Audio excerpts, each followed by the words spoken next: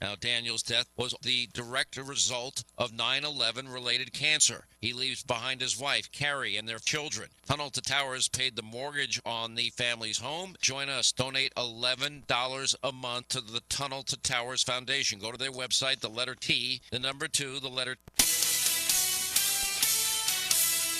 The station Delaware and Maryland turns to for local news. Here is another Delmarva News Update here on 92.7 WGMD, WGMD.com, and the WGMD app. The Ocean Pines CPI department is asking residents to report any dangerous trees or hanging branches throughout the community that may still be out there. According to the Ocean Pines Association, crews are actively working to clear visible debris and remove limbs quickly and as safely as possible. The residents' reports can often help notify staff of hazardous areas that may not have been reached yet. Anyone who notices hanging branches is urged to call 410-641-7425. Snow Hill, Maryland business owners are hoping that the sale of the historic firehouse downtown will bring revitalization to the area. One plan already calls for creating a multi-use space that could be used for events, with benches, historical markers, and a performance stage. Chick-fil-A opened its newest restaurant at 828 Salisbury Boulevard in Salisbury on Thursday. The grand opening was met with a boisterous crowd that took advantage of the new dining room, as well as a long line of cars trying out the drive-through lane option. And a disturbing case of alleged animal cruelty in Delmar. Authorities say more than 100 cats were discovered during the execution of a search warrant this week in Wicomico County. Humane World for Animals, formerly the Humane Society of the U.S., assisted the Wicomico County Sheriff's Office. A Salisbury Animal Control officer also responded.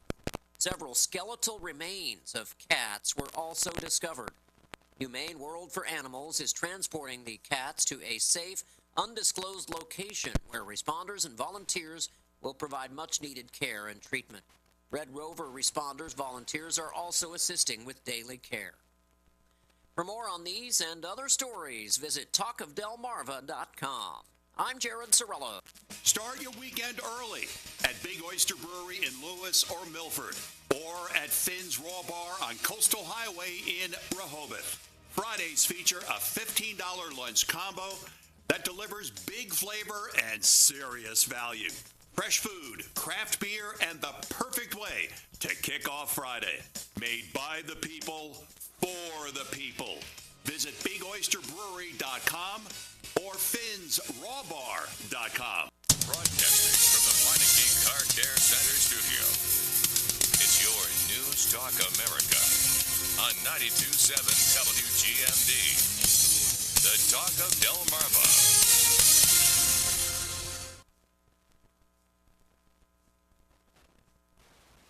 Your News Talk America Digital Interactive Friday is back. I'm back. It's good to be back. And we'll talk more about me being back throughout the next 2 hours. But I want to welcome our panelists joining us this morning. We're going to talk about the economy and some of the plans that the Trump administration has in place are not being met with open arms by at least one of our panelists today. We'll get to that in just a moment. I want to welcome back former Mets sufferer, Phil Kerpen, president of American Commitment. Phil, welcome back to the program. How are you? I'm good. You know, hope springs eternal in the spring. So we'll see. We have a very, very different looking team this year. We'll see. We still don't know who's playing first base, do we? But we'll get to that later. Yeah. Yeah, I actually brought this for you, Phil, today. So I was going to wear the second part of my interview, so we'll leave that. However, Kent Strang is joining us, managing director of Americans for Prosperity. Kent, welcome back to the program. How are you? Great to be with you. I didn't know we were talking baseball. I'll talk about my St. Louis Cardinals. Let's go. Yeah, you got one of the best baseball organizations ever created, the Cardinals. As a Mets fan, we hate them. We hate the Cardinals. I hate Tommy Herr. There are a lot of other Cardinals. Ozzie Smith hated his guts, right, Phil? Didn't we?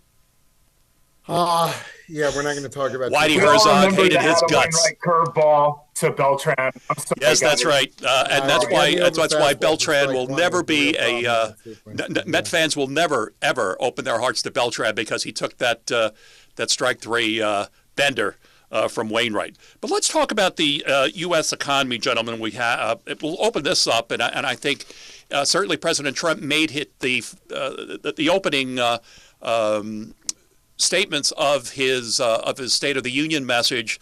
The current state of the U.S. economy, President Trump says, we are on a path like never before. Phil, what are your thoughts? Well, we had very strong economic growth in the second and third quarter, and I think a lot of us expected to get a strong number for the fourth. Instead, we got a very weak number. We got a 1.4% GDP print for the fourth quarter, and that was a downside surprise because we were, if you looked at things like the Atlanta Fed were predicting, 3% plus, 4% plus for a while. New York Fed even was around 2.7. So that was a downside surprise.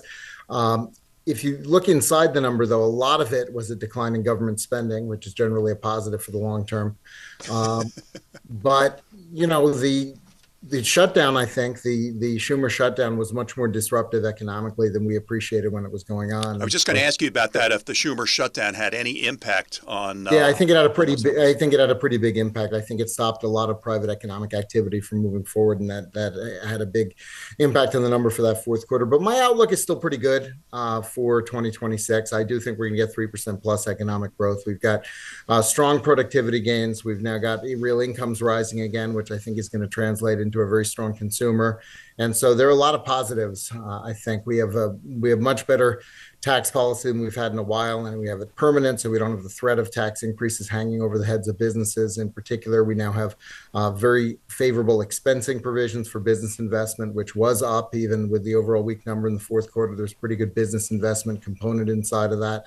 We've got very good regulatory policy. We've got very good energy policy. We still have obviously challenges on the trade front and a lot of uncertainty as well in the aftermath of the Supreme Court and the president's defiance and so on. So that is still a little bit of a headwind, but overall, I have a pretty positive outlook for the economy, and I do think we're going to see 3% plus economic growth this year. Ken Strang, Managing Director of Americans for Prosperity, your thoughts on the current state of the U.S. economy? Look, I think Phil did an excellent job of outlining this, but I think it's important to think about what did he inherit?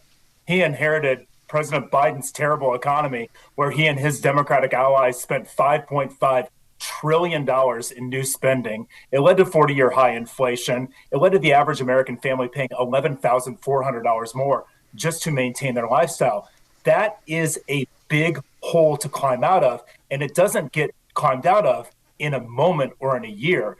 I think the working families tax cut is a huge ladder to dig out of that hole. Phil mentioned some of those incredible provisions.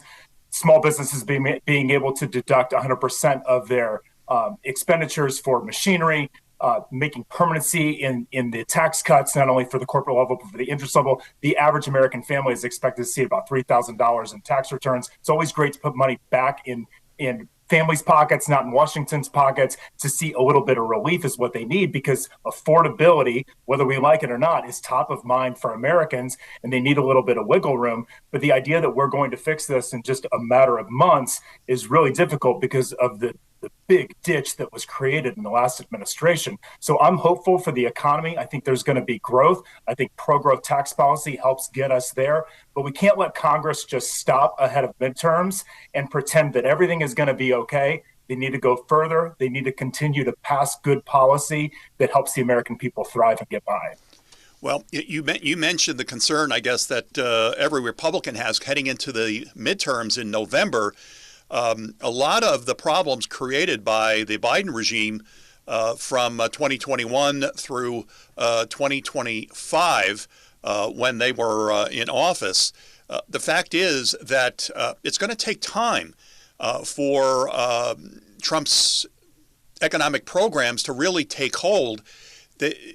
People have short memories. Do they really understand heading into November that if we're on the right course, it would not make sense to disrupt that course, because that obviously could happen, because the first thing that's going to happen in January if the Democrats take over is impeachment and an effort to remove Trump from office. Kent, what do you say? Do people really understand, the American voter understand what's at stake? If they decide to change course now, it would be disastrous for the nation, wouldn't it?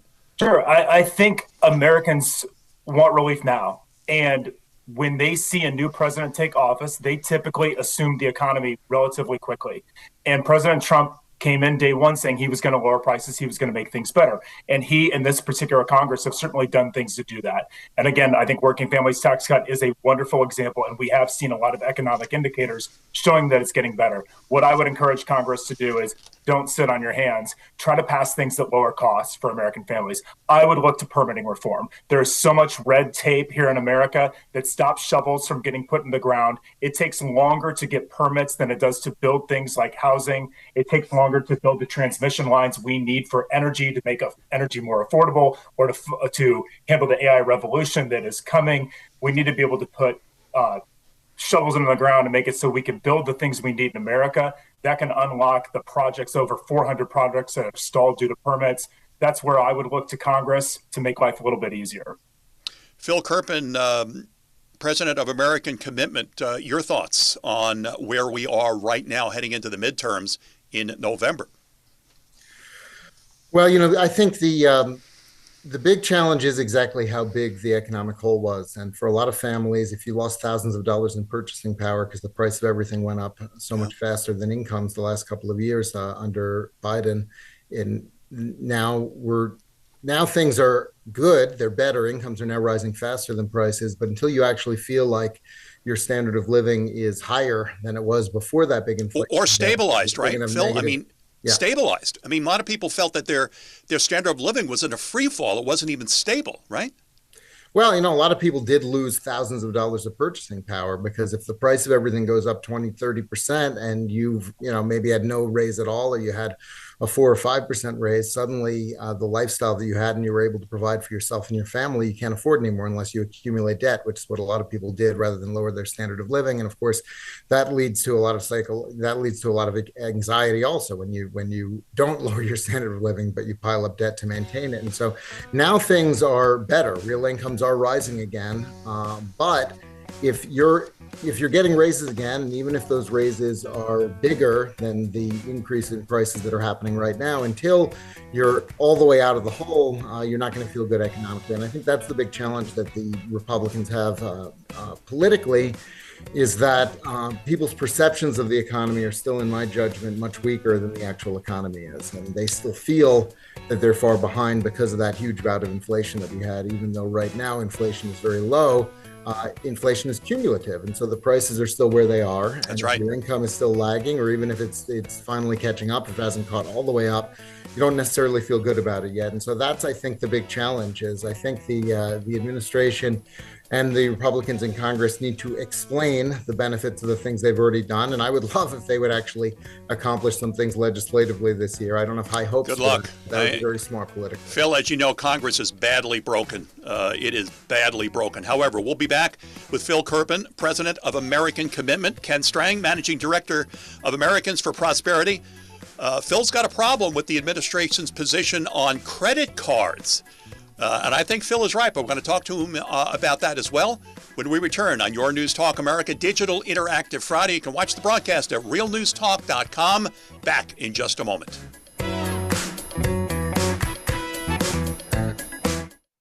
Here's a look at your Delmarva forecast. A mix of clouds and sun, and foggy early today with daytime highs approaching 52. Winds out of the northeast, 5 to 10 miles per hour. Mainly clear tonight, lows around 32. High temperatures reach up to 60 tomorrow. High temperatures reach up to 53 Sunday under partly cloudy skies. 37 Monday, chance of snow. I'm meteorologist Paul Trombley from the Talk of Delmarva Weather Center, inland. Right now, 39. Join me, the Rehoboth Foodie, on Saturdays from 2 to 4 at WGMD 92.7. If you need a new appliance, This is your sign. Shop at Lowe's now to get up to 35% off and next day delivery on hundreds of major appliances. A new appliance now means an easier to-do list later. Our best lineup is at Lowe's. Valid through 3/18 while supplies last. Selection varies by location. Order by 4 p.m. Available Monday through Saturday. Subject to availability. Fees, exclusions, and restrictions apply. See Lowe's.com/appliance delivery for more details. You're still grooving, still connecting, still loving, still turning up, still thriving. You still got it, but your immune system, it weakens as you age. That's where vaccines come in. They help train and strengthen your immune response to fight off respiratory illnesses like flu, pneumococcal pneumonia, RSV, or COVID-19. Ask your doctor or pharmacist which vaccines you need. Book in minutes at VaxAssist.com. Sponsored by Pfizer. Auto repair services tailored for the weather are more effective, like buying a coat for winter or rain boots for spring. Seasonal maintenance helps prepare your vehicle for ever-changing seasons, helping to extend its life. Call Lewis Meineke for a maintenance appointment today, 302-827-2054. Views and opinions expressed are those of the hosts, callers, and guests, and not necessarily the staff, management, ownership, advertisers, or sponsors of WGMD. Do you puzzle? The Bishopville Volunteer Fire Department Auxiliary will hold a jigsaw puzzle tournament at the main fire station on Saturday, March 7th from 10 a.m. to 1 p.m. It's $50 per team of up to 4 puzzlers. You'll assemble a 500-piece puzzle. Whoever completes it first in 3 hours is the winner. No puzzle trays or boards. Food and drink will be available for purchase. Register by Saturday, March 1st. For information, go to the community calendar under the Extras tab at thetalkofdelmarva.com. Salute the troops with 92.7 and 98.5 WGMD. Broadcasting from the Meineke Car Care Center studio. It's your News Talk America on 92.7 WGMD. The Talk of Delmarva.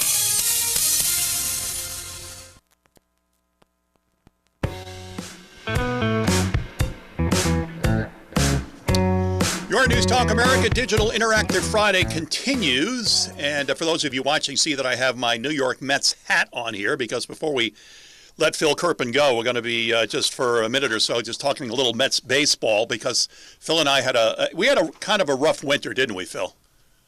It was not the way you want a season to end. I'll put it that way. No, that's true. Although, however, I mean, we're used to it, especially in Miami. I don't think any of us were surprised. Oh, my goodness. Well, we'll get to that in just a moment. Phil, you have a problem with the administration's position on credit card debt. And as much as this affordability issue is so important for them, that is the Trump administration to stay on top of, if we go after the banks with respect to credit cards and the rates of interest that they charge and the fees and so forth for credit cards, it could wind up backfiring. And you wrote an interesting piece in the Washington Examiner. As a matter of fact, you go into my show notes, my friends, there's actually a link to Phil's piece in the Washington Examiner. But Phil, I'll let you take it from there. Yeah, I think this is a really dangerous idea. The president supposedly had a phone call with Elizabeth Warren, and she convinced him he should bring back this. It was sort of a throwaway campaign promise. You might remember in 2024, he said, things are so bad under Biden, I'm going to make all the credit cards temporarily lower their interest rates to a 10% annual rate, and then we sort of never heard about it again until, 6 weeks ago. He supposedly had a phone call with Elizabeth Warren, and then he said, okay, we're going to do this 10% interest rate cap for 1 year. Are you sure it wasn't smoke signals from Elizabeth Warren? Yeah, I don't know exactly how she communicates with him, but yeah. And, he did say they better do it by January 20th or else. And then, of course, they didn't. And the date came and went and nothing happened. So maybe this was just talk. But to your point of the way you introduced it, if you put in interest rate cap of 10% annualized rate, and, by the way, it's an annual rate when people talk about interest rates on credit cards. So unless you're carrying a balance for a whole year, you're not going to pay that much. If you're only carrying it for, a couple of months, you have to divide it by 12 for how much interest you're paying each month. So just the way they talk about it can be a little bit deceptive because, I hope people are not carrying credit card balances for a whole year. It's not what the products are designed for. It's a loser. It's a loser. That's not a Phil, smart thing to do. But if you put a cap like that, you say 10% annual interest rate cap on credit cards, you're talking about less than 1% monthly interest. It's very hard to make that business work for the banks at that level, at least with most of the people who have credit cards right now, because they've got their own cost of capital, which is about 4%. They've got their overhead, their employees, all of that, which is another 4 or 5%. And then they've got all the bad debts that they have to write off, because credit cards are unsecured loans. You can't repossess a car or foreclose on a house with a credit card, and you can send nasty letters and you can nuke someone's credit file, and that's about it. At some point, if someone doesn't pay, you have to write it off as a bad loan. And so you kind of look at the economics of that business, and there's a reason that the interest rates on an annualized basis never really go below 15% or so, and that is the economics of the business don't work. So if you had a cap imposed by the federal government of 10%, everybody with a credit score, I saw one estimate as high as 740. I think that's probably higher than what the number would be, but let's say it's around 700. Everyone below whatever the new cutoff is, where the risk doesn't make sense, they're not going to be able to get credit cards. Right. Credit will be cut off to them. They will not have the option of getting credit from lenders. Correct. So somewhere between 50 and 80% of people who currently have credit cards would no longer have them in a 10% interest rate cap world. Now, the president might say, well, I only said to do it for 1 year, not permanent. They can figure that out. And, the problem with this is you can't bid against the left on price controls. You'll always lose. Bernie Sanders has already said, well, let's do it for 6 years. And, the interesting thing is that the same Bernie Sanders that honeymooned in the Soviet Union? That's the guy, yeah. Okay, just want to make sure we have the same guy. A few years ago, Bernie and AOC introduced a bill with a 15% interest rate cap. They're for 10 now, of course, because as soon as somebody says a lower number, they just switch to that. But even when they were introduced their bill at 15, I remember in the press conference, somebody asked something about well, what if this destroys private consumer lending? What if they can't make it work at this number? And that's the fear. One of them, I don't remember if it was Bernie or AOC, one of them said, that's fine, we'll replace it with a government program. We'll just do, no problem. We'll just do consumer lending through the government. And, if you're them, that's always your answer to everything, right? But I think for conservatives like the president, we need to be a lot more careful when we talk about imposing regulations that could destroy a private market. Kent, your thoughts on the administration's attempts to control interest rates in the credit card industry? Banks really make a lot of money on these credit cards. Do people make mistakes? Do Americans make mistakes? Yes, with respect to credit cards. But this could be a big loser for the American consumer. Would you agree? Sure. I tend to find myself agreeing with Phil on the points that he makes here. I think that President Trump is always looking for creative ways to try to save people money. And I'm sure that there are a lot of folks who agree with him. But I also worry about if folks don't have access to credit, where do they go to get it? Certainly, we don't want the government. The federal government being in the loan business. As Bernie Sanders, we'll do it in the government. We'll get them to, we'll open the thing up for them, and we'll get them to do it. And remember the onesies. It's the onesies. How has that worked on student loans? With credit cards. But great point, Kent. I worry that this is going to send people to loan sharks and to people where they are going to try to find ways to get money that will be incredibly unsafe. I don't think it's a great idea.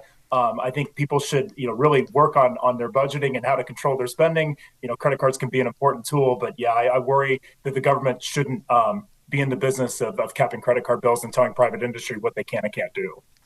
This is a digital interactive show, as Phil knows, and I've got a bunch of questions for you here. I want to get to them now. This is from 3M, our listener producer, who says, why didn't Trump in the State of the Union talk about why Democrat policies influence energy costs and the price of beef? Let's start with you, Kent, and then we'll go to Phil. Well, I grew up on a family farm, and so I certainly understand that. And my dad grew up, I grew corn and soybeans primarily, but every now and then we'd have a couple head of cattle. And so a lot of it is the cost to put food into the ground. You need diesel fuel, you need energy to be able to do that, to be able to move product, especially with cattle.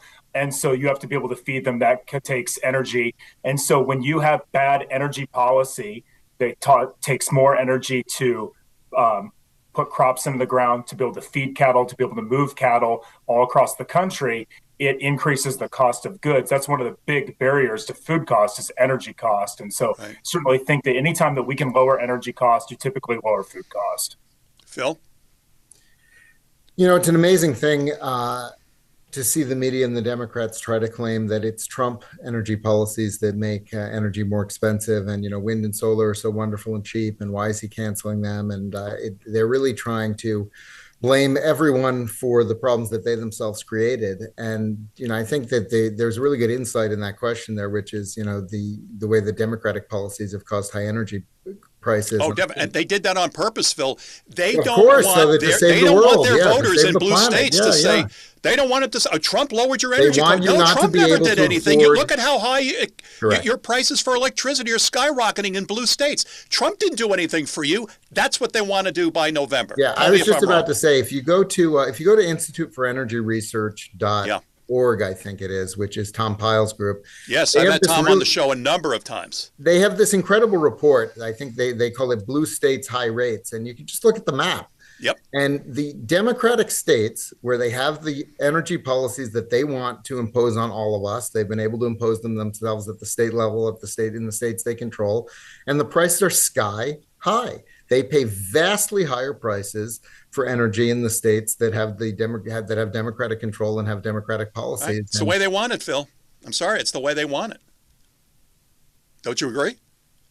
Well, I mean, look, they think that if people can't afford to use energy, they won't, they might be starving in the dark, but they'll save the planet from global warming according to a computer model of what's going to happen 200 years from now. And so it's worth it. No question. This is their ideology. I don't know. No question.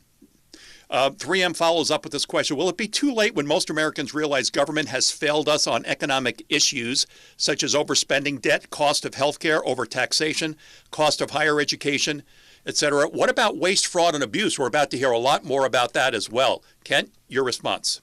Well, there's a lot in there. All of those are big concerns of the American people. I don't even know where to start with that. Yes, we have to get spending out of control. We need Congress to step up and do its constitutional authority and reclaim how they spend money. We can't continue to go from CR to CR or continuing resolution to continuing resolution.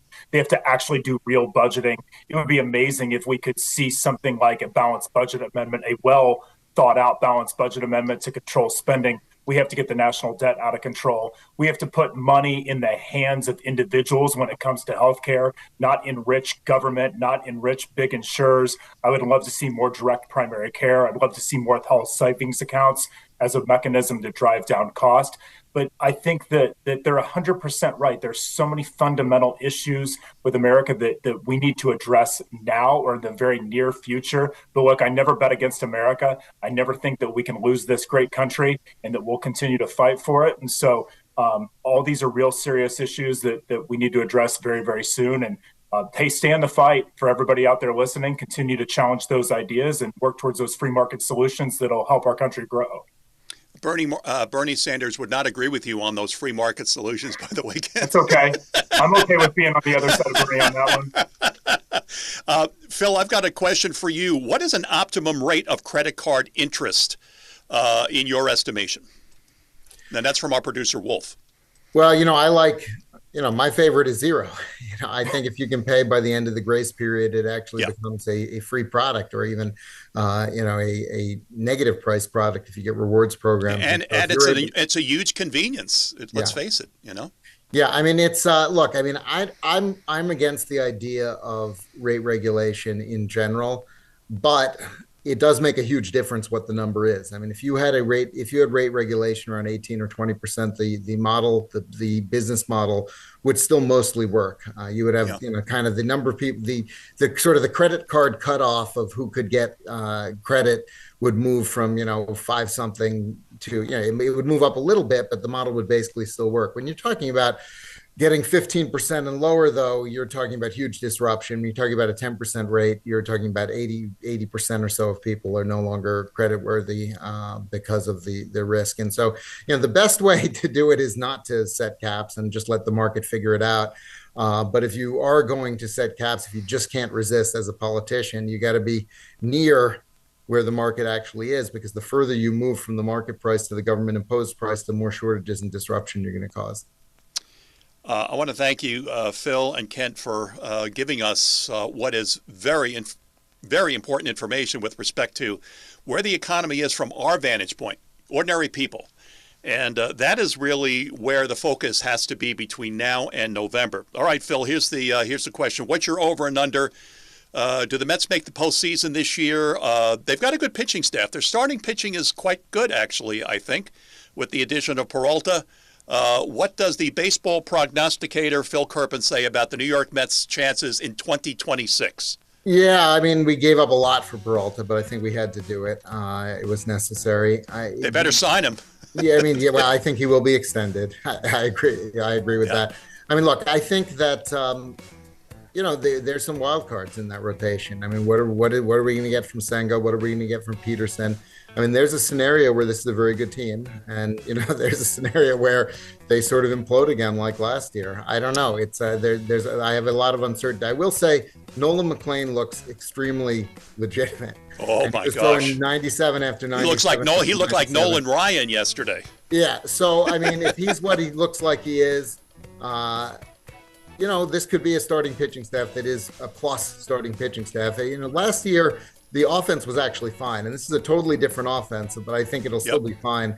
The question is whether we get competent starting pitching. If we do, it's definitely a playoff team. If it implodes again, who knows? So we'll see. Well, Kent, it's going to be a long year, I think, for your St. Louis Cardinals, but you guys do have the best baseball uniforms in the business still. Thank you. Rebuild year for us. We'll get back to being the best fans at baseball heaven.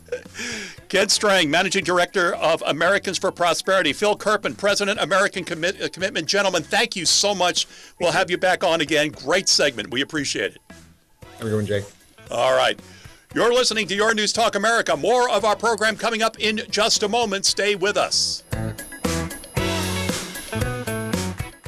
Here is the marine forecast from the Taco Del Marva Weather Center. For today, we'll see northeast winds around 5 knots, seas around 2 to 3 feet. Patchy fog develops tonight, southeast winds around 5 knots, and seas around 2 feet. Tides for Rehoboth Beach. Low tide 10:31 a.m. High tide 4:22 p.m.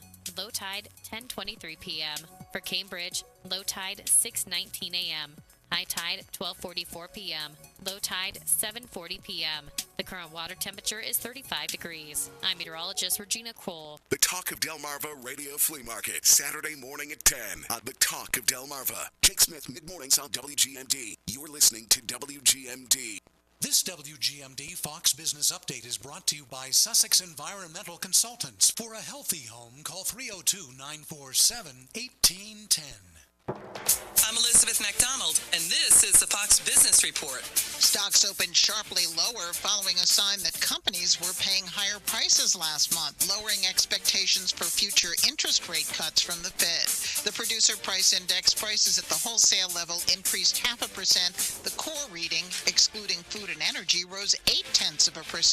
And for the year ending in January, the PPI was up 2.9%. Amazon, Nvidia, and SoftBank are committing to invest $110 billion in OpenAI, the creator of ChatGPT.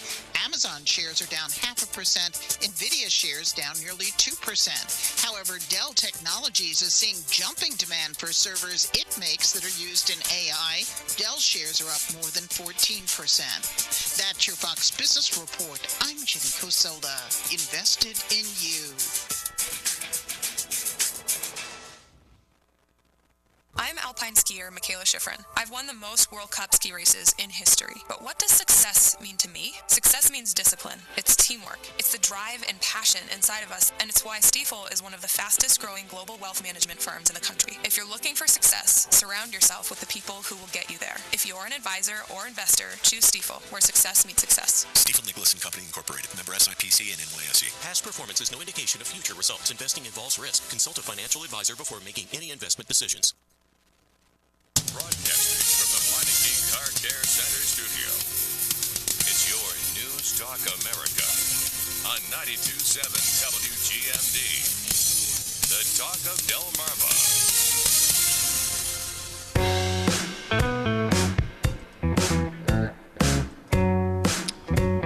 And we're back at DS2, Your News Talk America, on this digital interactive Friday. If you want to watch the broadcast rather than simply listen to it, realnewstalk.com, realnewstalk.com.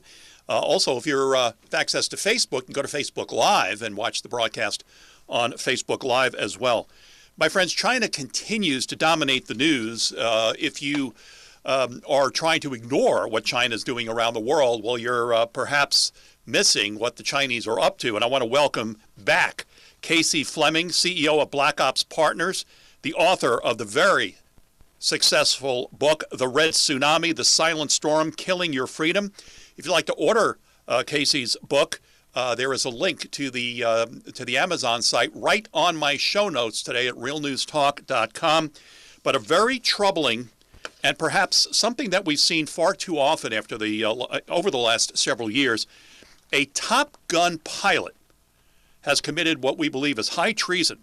A United States Air Force elite fighter pilot has been charged with training Communist China's pilots. And with that, we welcome in again Casey Fleming. Casey, a very, very troubling story came out, and this is treason, is it not? It is very high treason, 100%. So let me ask you a question. What should be the penalty for this pilot? I know he's going to get 20 years in prison. That's pretty much the norm for these types of things. But he sold his own country out to our most dangerous enemy, right? That's exactly what he did. And if I were the judge, he would be sentenced to death. If he would have been a Chinese pilot training Americans, he would have been given a very speedy trial with a judge, not a jury, and he would be put to death by the end of the week. We need the same consequences for anybody who wants to go against the United States. So what does that tell you? And this is not the first time we've heard about our service members selling out to Communist China. There was another story just, I guess, about a month or so ago. What does that tell you about how China is targeting the Pentagon and the U.S. military? Well, it's not. They are targeting Pentagon military, but Congress, business elites, Silicon Valley, even the average person working for a company, we're all being targeted. And this is what war looks like today. This is World War III. Make no mistake. It's called unrestricted warfare. And the plan is never to get to the military side. The plan is to weaken the U.S. from over 100 different methods by killing American people, breaking our spirit, breaking our culture, so they can just walk in and take us over. They want to win without firing a shot. But if they have to fire a shot, this is what they're doing. And by the way, this is not the first one that we know about. There's over a half a dozen of these pilots, Marine Corps, Army pilots, helicopters are teaching. And these guys this guy is cream of the crop. He was a major in the Air Force. And then he went to be a contractor to teach new pilots in simulators on our most advanced fighter, the F-35. And all the strengths, all the weaknesses of those fighters, how to win, how to lose against them, and going to your enemy and selling them out. So selling us out, selling American people. But let me say that when this happens, a chunk of your freedom is leaving every time this happens. And to me, this is just another Friday.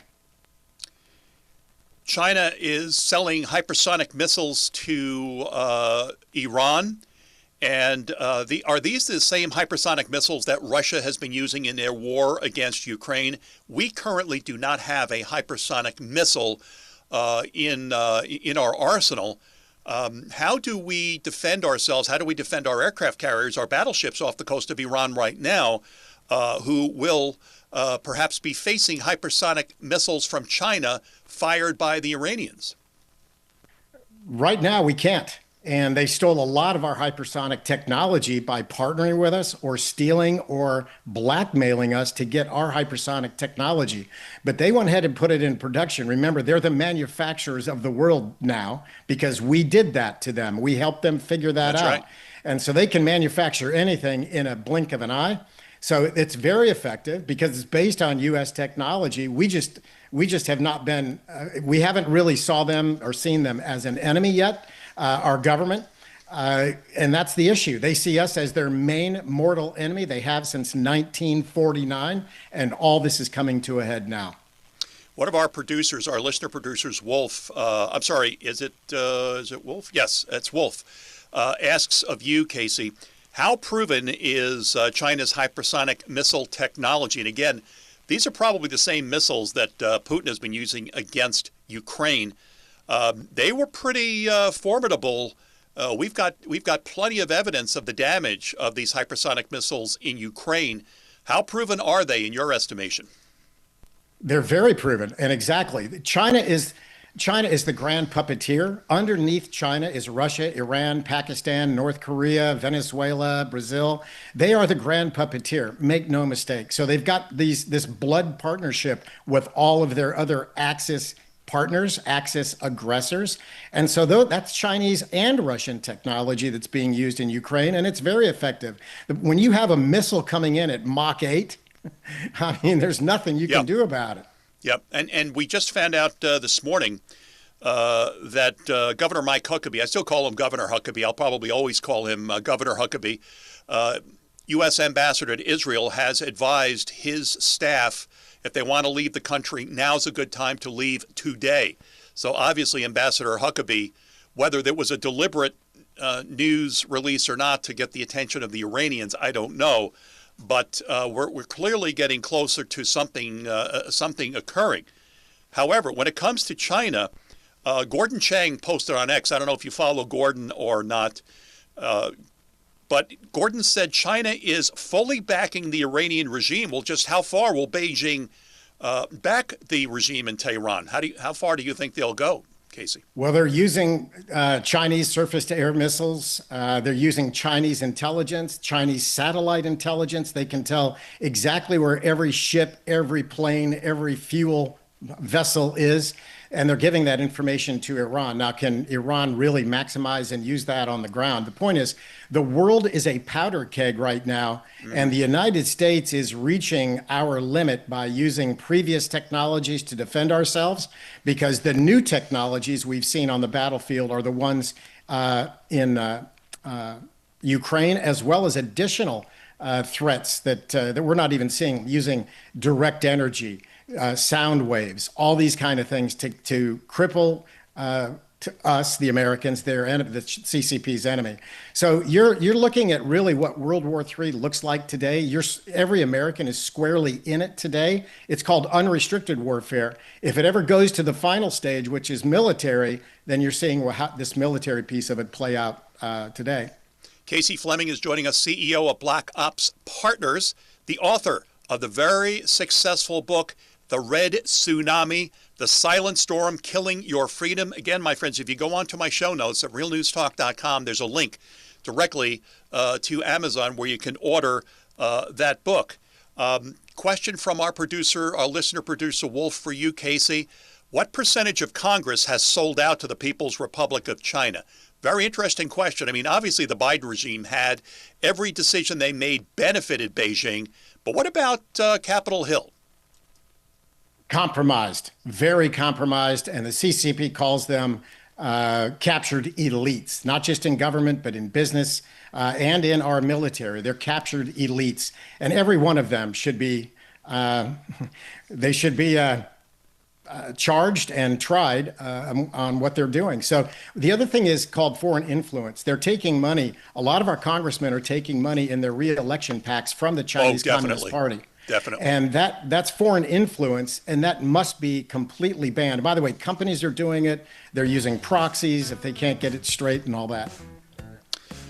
When we come back, I want to talk about NVIDIA, the chip maker, and what's going on with China. Very interesting news there. The battle for AI superiority is going on right now, my friends. You have no idea. And China's up to its old tricks again. They're very good at stealing our secrets, our technical know-how, but when it comes to sharing with us, not so much. We're going to talk about that in just a moment with Casey Fleming. Back with Casey in just a moment on Your News Talk America. Digital Interactive Friday continues.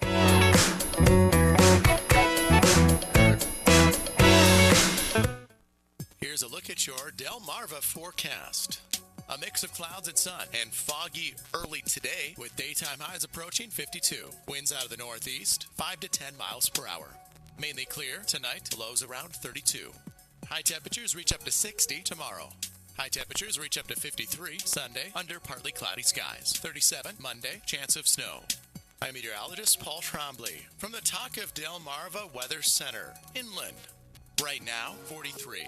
Celebrating over 40 years. 92.7 and 98.5. The Talk of Delmarva. Get the WGMD app online today. This year, trust experience has stood the test of time. Complete Tree Care has been proudly serving Sussex County for over 25 years. From expert pruning to storm cleanup and tree removal, we've been keeping properties safe and beautiful for decades. Start the new year with a company you can count on. Complete Tree Care, 25 years of trusted local service. Call today, 302-947-2273, or request an estimate at CompleteTreeCare.com.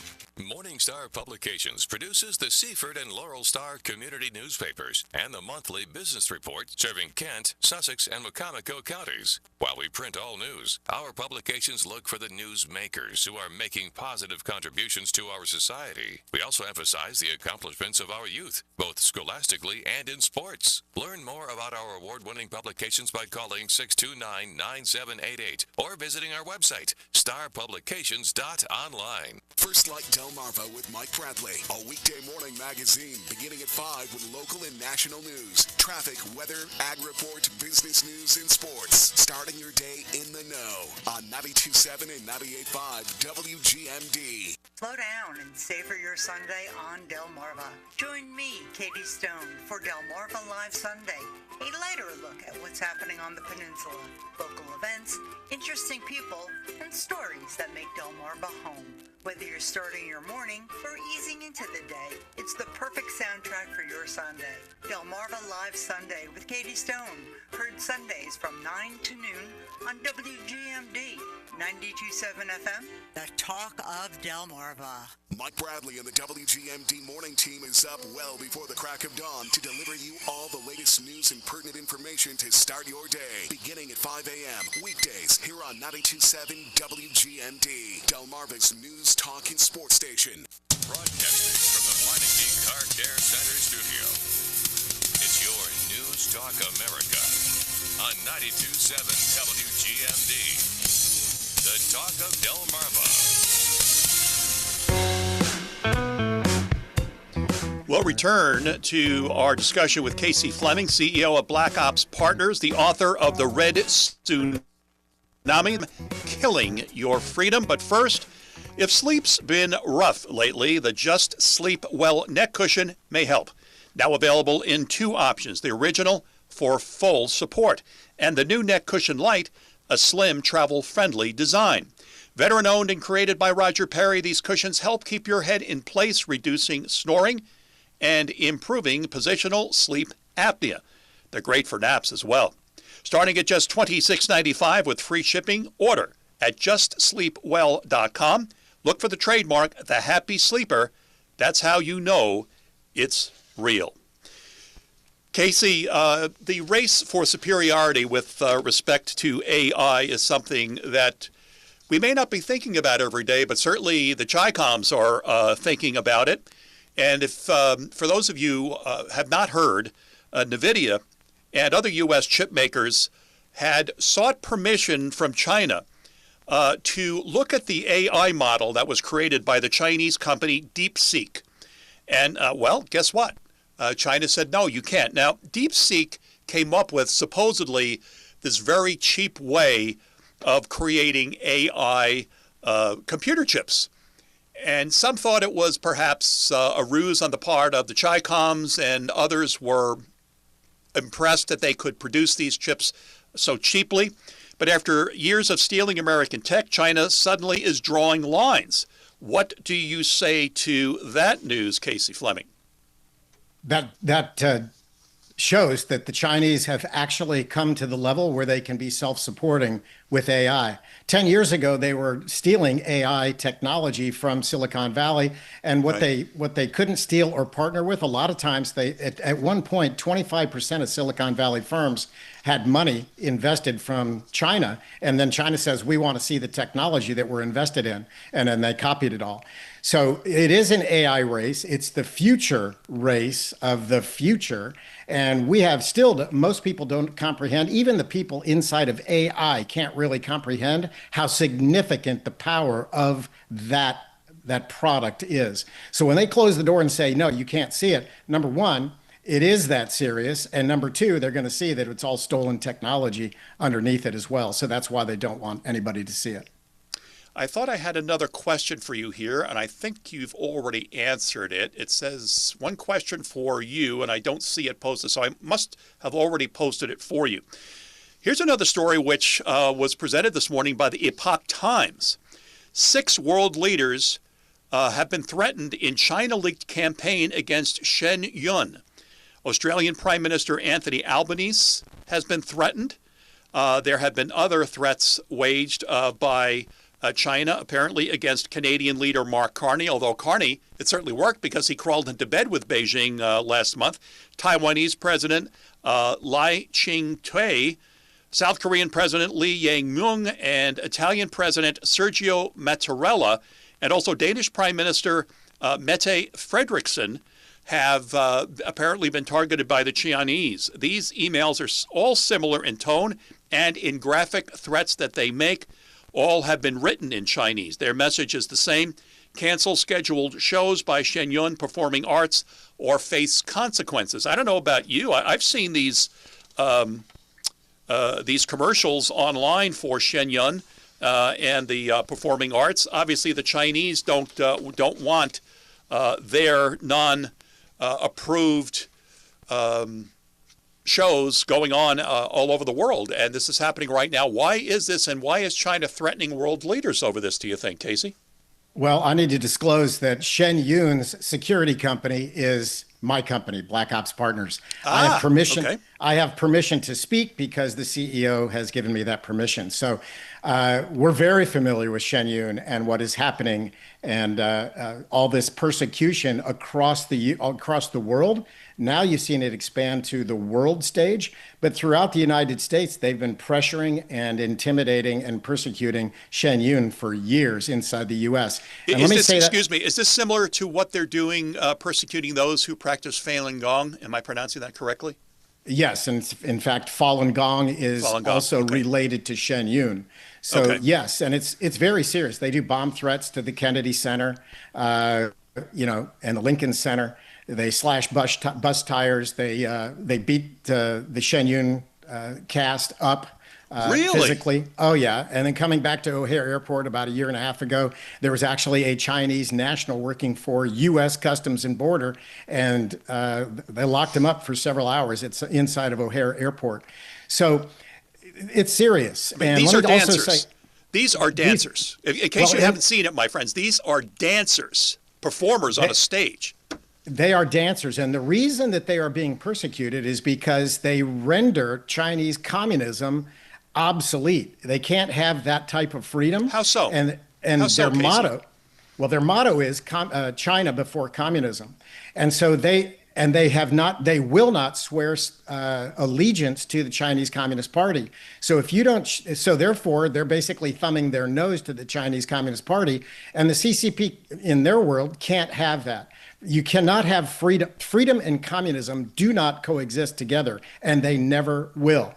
And that's really what this is. It basically nullifies the Chinese communist position because you've got all these dancers out there around the world saying, no, it's China before communism, and we want everybody to know China before communism. You know, I've met a number of Chinese citizens traveling around the world in the UK and in Scotland and Italy and other places. They're very nice people, well-educated people, and they don't want to wage war with America or the world. And you wonder how much longer the Chinese Communist Party's grip on power there can continue. Casey, any thoughts on that? Well, as you mentioned, the Chinese people are wonderful people. Most of them want to be free, but remember, they're completely controlled by a very dark, evil, diabolical regime. And so there's only one China, and they're completely controlled. Heck, they have more security cameras in China than all the other world combined. And they use USAI to bully their people, control their people. And if you don't do what we say you do, then you don't get you don't get to travel. Your kids don't get to go to the right schools. You get demerits like we used to get in school, right? Right, exactly. Yeah. I'm sure you got a lot of demerits. Casey, you have no idea. I could tell you some stories. The final question that I have for you, and I posed this to Gordon Chang a number of times. I know that the Chinese Communist Party was clicking glasses and celebrating with champagne when the Supreme Court rendered their tariffs decision recently. But the fact is, the American people, if we all got together today and said, we're not buying any more crap made from China, if it says made in China, or if we get it delivered from Amazon or something, we're sending it back, we could wipe the smiles off their faces pretty quickly. Casey, could you speak to that? Well, that's exactly why I wrote the book. The book is a whistleblower's expose, because no one would write the book to the most important people that matter, and it's the American people. Your government is corrupted, military is corrupted, and so on, and it's taking the power back to the American people. So I'm not selling books, but what I'm saying is, if you haven't purchased the book, it's the one book you need to purchase in your lifetime. The first thing I say in that book is stop buying Chinese goods and services. Excellent. And stop investing in companies who are buying Chinese goods and services. So your point is spot on. I want to thank you so much, and my hope is that our watchers, our viewers, and listeners this morning will go on to Amazon today, purchase your book, The Link, my friends, to go right to that site on Amazon and order Casey Fleming's book, author of The Red Tsunami, The Silent Storm, Killing Your Freedom. The tentacles of the Chinese Communist Party are in our government today. What we feared back in the 1950s is happening today, my friends. It's there. And they are killing our freedom. And they are buying out our representatives, our so-called leaders, and they are in control of our colleges, our universities. The Chinese Communist Party is everywhere. Their influence in this country. They are maneuvering themselves near our military installations. They are getting ready for war. And they sent their soldiers across the border. When the Biden administration had the border open, those soldiers have been going to gun ranges and practicing firing on us. They're getting ready for war. We can fight back by stopping buying their stuff. For my friends, remember, The Red Tsunami, The Silent Storm, Killing Your Freedom. Casey Fleming. Casey, thanks so much for your time today, and I hope that our viewers go on and order that book today. Thank you, sir. All right, thank you. You're watching Your News Talk America. Hour number 2 of Digital Interactive Friday comes up in just a moment. Stay with us. Your Heritage Talk Station, 92.7 WGMD Rehoboth Beach and 98.5 WUSX Seaford. The talk of Delmarva, WGMD. This has never happened before. I'm Dave Anthony, Fox News. A former president questioned in a deposition by a congressional committee. It took 7 months. 7 months. To get the Clintons in here. In this hour, Bill Clinton will sit down with the House Oversight Committee the day after Hillary Clinton was deposed in the Jeffrey Epstein sex trafficking investigation. She told them she's never met Epstein. Yesterday, Ms. Clinton deferred a lot of questions to her husband today. And the committee chair, James Comer, a Republican, says their goal is try to figure out how the government failed the victims and try to hopefully hold more people accountable. And he says the Clintons' private interviews will be released to the public after. Democrats agree. We have real questions that deserve serious answers from former President Clinton. But Congressman Robert Garcia also demands President Trump be next to be questioned by the committee. He appears in the Epstein files next to Jeffrey Epstein and Ghislaine Maxwell almost more than anybody else. The president will soon leave for Texas, going to Corpus Christi to campaign for Republicans ahead of Tuesday primaries. He may again tout what he calls a roaring economy with lower inflation, though a new update this morning on wholesale prices shows a bigger than expected increase last month, 0.5% over December, and the core annual rate of inflation on producer prices also rose. So on Wall Street, there's a sell-off, the Dow plunging 565 points. The day after another round of U.S.-Iran nuclear talks brokered by Oman. The U.S. Embassy in Israel now says that all non-essential staff, as well as their families, should leave the country if they are able to, if they want to, and it should happen today as tension between Washington and Tehran is now ratcheting up by the day. The vice president is going to welcome Oman's foreign minister to the White House shortly to further discuss Iran. This comes after Vance told the Washington Post overnight the Trump team has no intention of engaging in a prolonged war. That's Fox's Jillian Turner at the State Department. America's listening to Fox News. Wesley Financial Group is not a law firm, and Chuck McDowell definitely not an attorney. This is Chuck. If someone talked you into buying something really silly and you want to get out of that silly little thing, my advice, get the facts. Call me and I'll send you our timeshare exit kit absolutely free. Inside, you'll learn how timeshare works and all your options for cancellation. Call Wesley now for your free timeshare exit information kit. 800-809-7171. That's 800-809-7171. The Tunnel to Towers Foundation honors America's heroes and their families, heroes like Scott Abrams. Now, for more than 3 decades, Scott served his community and country while he was on his NYPD motorcycle escorting a funeral procession. Scott was hit by a bus, leaving him partially paralyzed. Tunnel to Towers was able to honor Scott with a mortgage-free smart home. Please join us supporting the Tunnel to Towers Foundation. If you can donate $11 a month, go to their website, the letter T, the number 2, the... Delmarva's home for local news, 92.7 and 98.5 WGMD, the talk of Delmarva. The news is brought to you by Wings to Go Long Neck. Open every day at 11 a.m. Order on DoorDash or call 302-947-9444. Governor Matt Meyer has issued an order he says will cut red tape. The executive order streamlines state permitting regulations for workforce-focused homes, sustainable energy, access to broadband and water supply. He says the changes will maintain environmental protection and public safety. You can see what they are and what they do on our website. Gas prices heading up. AAA says we can blame increased demand with more people planning spring road trips. The change to summer blend fuel and global uncertainty about the situation in Iran. The Delaware gas price average now $2.94, up 8 cents since last week, 3 cents higher than a year ago. $3 a gallon seems likely again soon. Maryland Department of Agriculture has announced a presumptive positive case of H5 avian influenza on a commercial broiler farm in Caroline County. Third case of the bird flu on a commercial poultry farm in Caroline County this year. The fourth case in Maryland in 2026. State officials have quarantined the location, and birds on the property have been or are being put down to prevent the spread of the disease. Birds from the flock will not enter the food system. Confirmation by the USDA National Veterinary Services Laboratory is pending. Final results expected in the next few days. You might call this a bitter disappointment, but the annual polar plunge in Rehoboth Beach is the latest casualty of the weather. Officials have decided that the event planned for Sunday can't happen because of the snow that still covers the beach and blocks many parking spots, meaning it would be difficult for many of the people who are going to get to the plunge.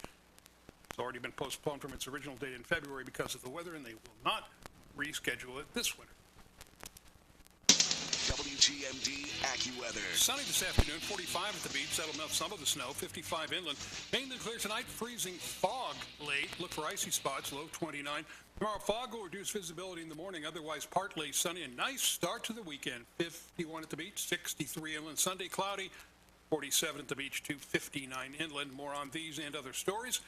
You can visit talkofdelmarva.com. I'm Jerry Lademan in the Talk of Delmarva News. Craving wings? Head to Wings to Go Long Neck, now under new ownership, where flavor meets freshness. Choose from 29 sauces and dry rubs. Enjoy traditional or boneless wings, always cooked to order. Try cheesesteaks and their popular soft-shell crabs. Conveniently located at 25938 Plaza Drive in Millsboro. Open daily at 11 a.m. Call 302-947-9444 or order on DoorDash. Wings to Go Long Neck. Simply great wings since 1985. Broadcasting from the Meineke Car Care Center studio. It's your News Talk America on 92.7 WGMD. The Talk of Delmarva.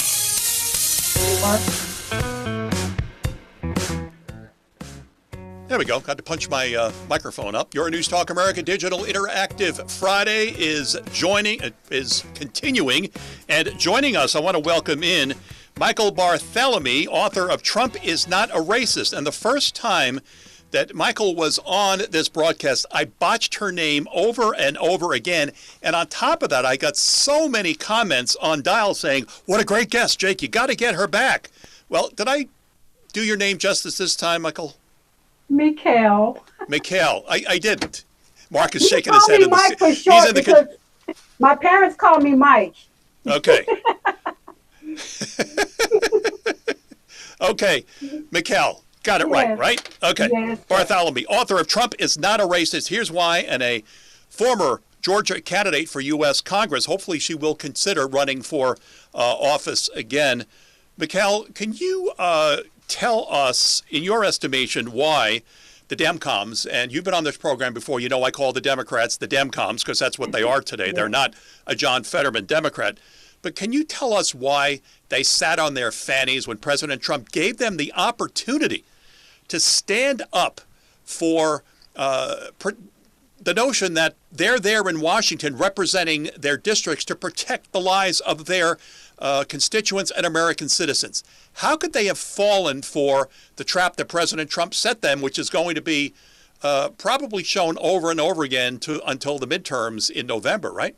Yes, well, you know what? It goes to show you how controlled they are. And it makes you wonder who is giving them the orders, who is controlling them. Obviously, they're not working for the American people because the American people would not vote for them. So they wouldn't even be there if it wasn't for voter fraud and all the cheating that they've been doing and these different voter software that helps them to cheat, right? So obviously somebody put them there, somebody is helping them, and somebody is giving them the commands. They obviously are not listening to their constituents, so they are not working for the American people. And they, you know what? They don't even care. They don't have shame.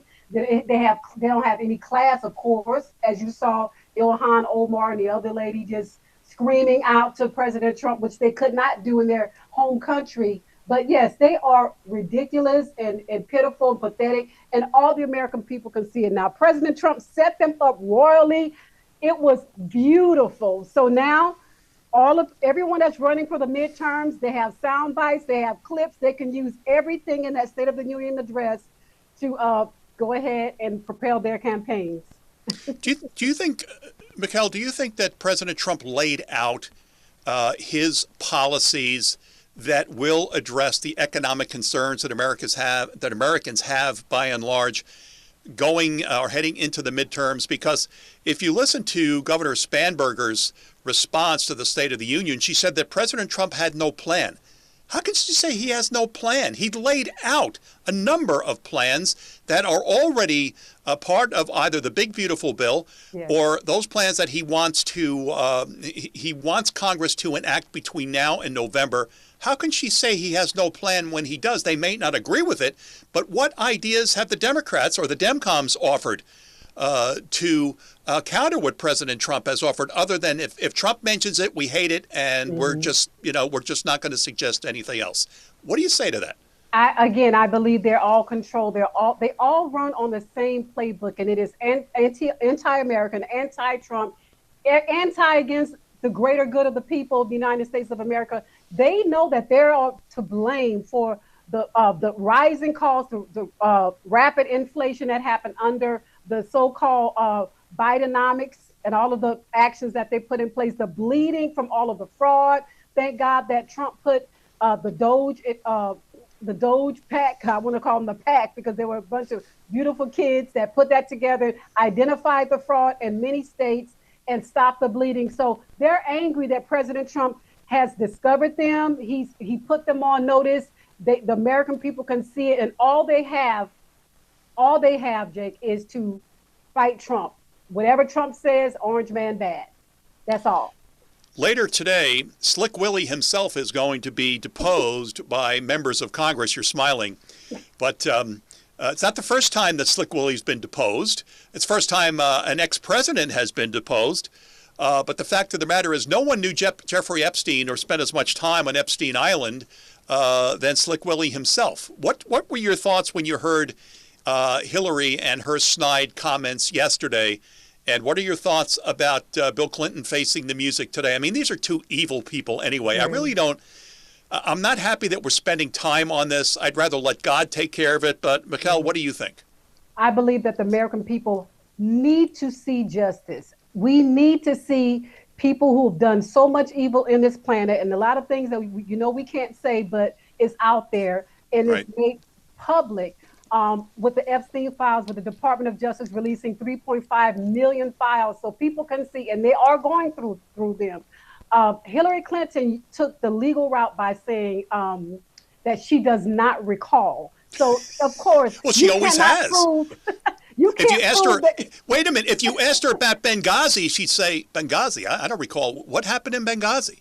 Mm-hmm. What difference at this point does it make? Does it make? Yeah, so she's basically pleading the fifth and saying that she does not recall because legally you can't prove that someone can recall. So obviously it's in the files. Anybody can read it. So she can say, I do not recall, but Congress can prove that she was entangled with Epstein, and her name is all over the list. Her name is all over the files. There's videos, there's proof, there's testimonies, affidavits. So yes, she is toast. And so far as Bill, I recall last year, Bill, and using the word recall again, he said something about, and he's a pretty smart guy. He's like, you know what? I know that they're going to hang us. Just put me somewhere in the Bermuda or somewhere warm. I just don't want to be in the cold. So he knew that it's over for him. I wouldn't be surprised if he just go ahead and confess it. I wouldn't be surprised with Bill because it's all over. There were 27 flights, right? There's pictures. There's one of him relaxing in a hot tub with either a very small adult or a minor that's right next to him. So he's toast. So no matter what they say, the American people already know.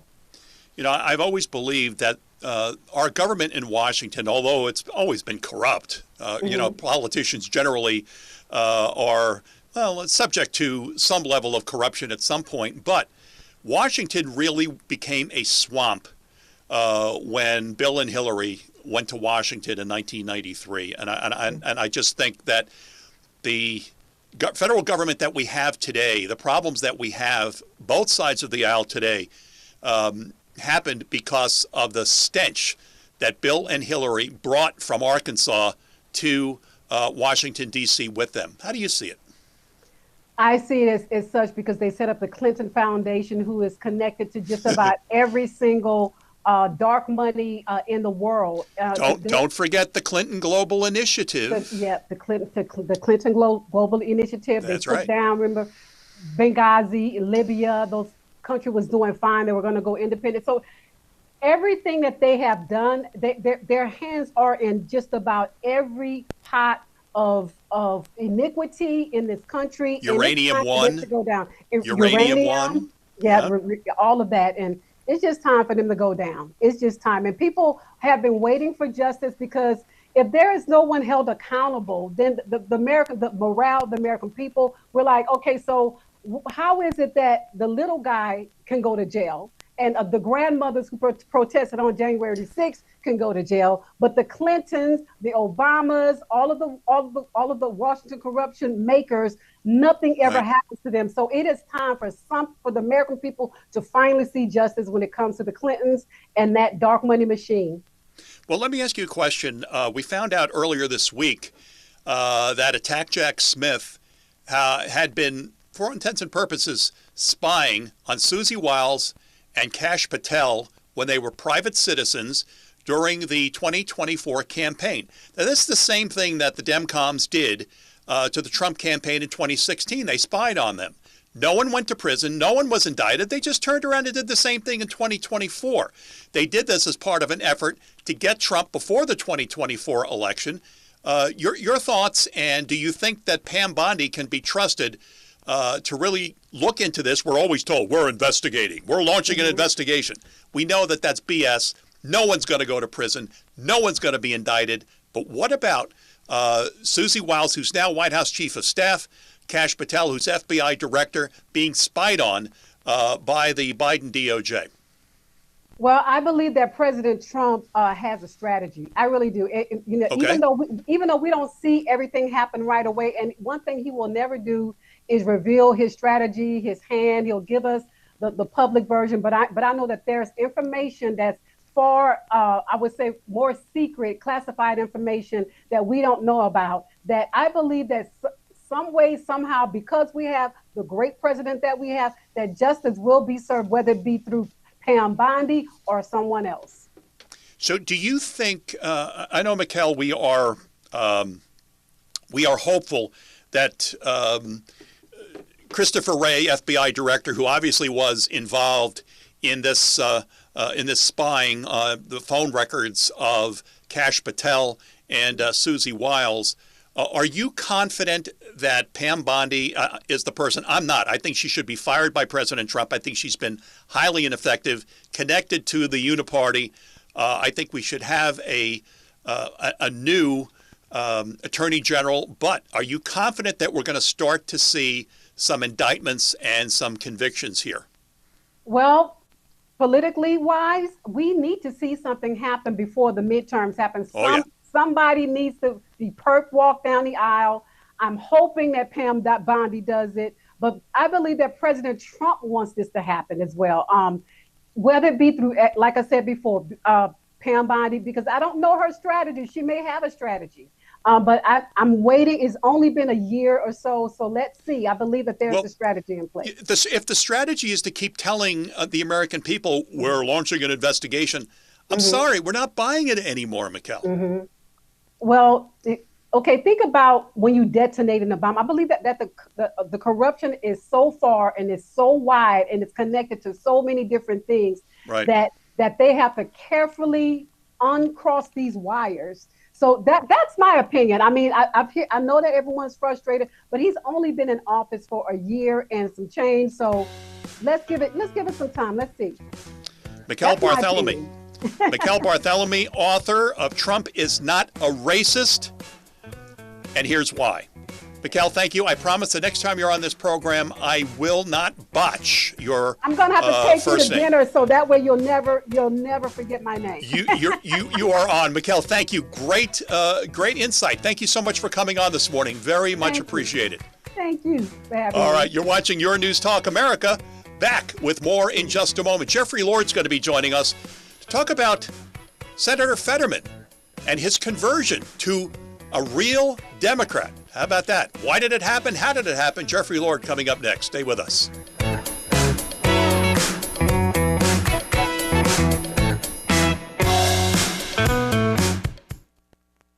Here's a look at your Delmarva forecast. Highs level off around 52 this afternoon under mainly sunny skies. Winds out of the east, 5 to 10 miles per hour. Mainly clear skies again tonight. Lows dip down to about 32. Mainly sunny skies tomorrow. High of 60. Partly cloudy skies Sunday with a high of 53. 37. Chance of snow Monday. I'm meteorologist Paul Trombley from the Talk of Delmarva Weather Center, inland. Currently, it's 43 degrees. The best mix of news, talk, and sports. 92.7 and 98.5. The Talk of Delmarva. MJ Powell, afternoons on WGMD. This 11 a.m. Wellness Minute is locally brought to you by Pam Health Rehabilitation Hospitals. Recovery doesn't end when the hospital stay does. That's why Pam Health offers specialized support groups for individuals recovering from stroke, brain injury, or amputation, and for the families who walk that journey beside them. Their support groups offer a strong, understanding community, both in person and virtually, where you can share experiences, ask questions, and receive real support and advice from those who've been there. As one member said, the doctors and therapists helped me recover my body. The support group helped me recover myself. To learn more, visit pamhealth.com. That's pamhealth.com. Tune in to Retire Smart Maryland with Prashant Sabapathy. How much income are you going to need for certain to make your life as fulfilling as possible? Understand the process and challenges of retirement planning. You really have to get it right the first time. Tune in to Retire Smart Maryland with Prashant Sabapathy. Sundays at noon, right here on WGMD FM, the talk of Delmarva. It's back. The locals' favorite all-season special, half-price prime rib or fresh fish, every Sunday and Monday beginning at 4:30 at Fagers Island, 60th Street in the Bay, Ocean City. Also, don't forget their Bourbon of the Month Club continues. For all things Fagers Island, go to Fagers.com. Views and opinions expressed are those of the hosts, callers, and guests, and not necessarily the staff, management, ownership, advertisers, or sponsors of WGMD. Broadcasting from the Meineke Car Care Center studio. It's your News Talk America on 92.7 WGMD. The Talk of Delmarva.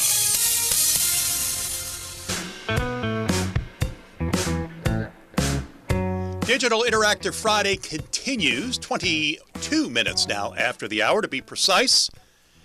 And I want to get to some comments in the Dial Lounge. Let me get to this from Wolf, who says, Jake, you might have just interviewed a future presidential candidate. She's outstanding. It's not the first time that she's been on, and I've gotten a number of comments about Michaela Barthelemy, and I got her name right this time. But I agree with you. I think she's outstanding. She did run for Congress in Georgia back in 2024, and, well, she did not make it out of the primaries, unfortunately. But I think she's a force to be reckoned with, Wolf. I really do.